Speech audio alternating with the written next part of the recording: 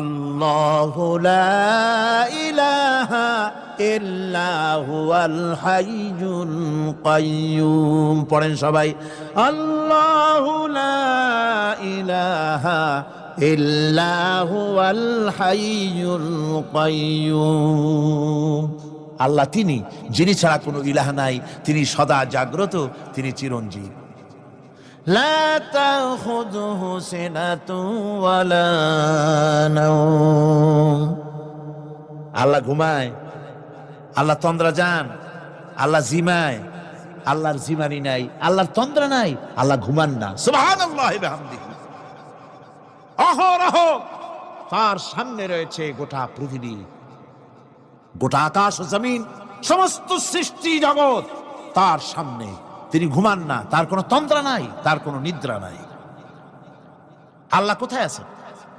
আল্লাহ কোথায়?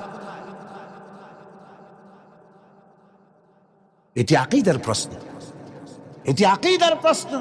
আপনাকে বুঝতে হবে, জানতে হবে আল্লাহ কোথায়। আল্লাহ পাক হচ্ছেন আলাল আরশি ইস্তাওয়া। আল্লাহ পাক আরশে আজিমে সদা সর্বত্র বিরাজিত। এ কথার অর্থ কি? এটার অর্থ হলো আল্লাহ পাকের ইলম মুহাইয়া করে রেখেছে গোটা সৃষ্টি জগৎকে, তার ইলমের ভিতরে রয়েছে সব। কথা বুঝতে পেরেছেন?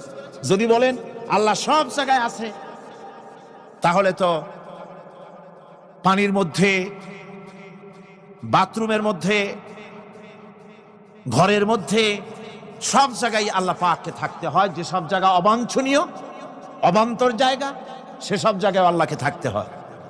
মূল কথা হচ্ছে আল্লাহ সব জায়গায় আছেন, তার অর্থ আল্লাহ পাক আরশের উপরে আছেন, আরশে ইস্তাওয়া, তিনি সর্বত্র বিরাজমান। এ কথার অর্থ হলো আল্লাহর ইলমে, আল্লাহর জ্ঞানের মধ্যে, আল্লাহর নজরের সামনে, আল্লাহর চোখের সামনে গোটা সৃষ্টি জগৎ রয়েছে। সুবহানাল্লাহি ওয়া বিহামদিহি।